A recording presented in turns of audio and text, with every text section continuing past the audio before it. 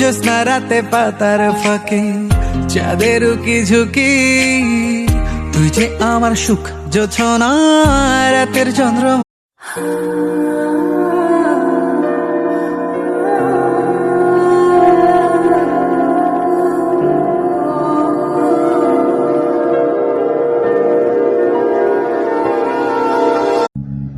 স্বপ্নে আমি আমার মরণ দেখেছি।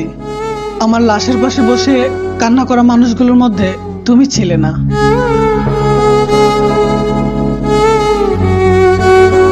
দুঃখ মোহনে রইল শৈলাম বেদনা,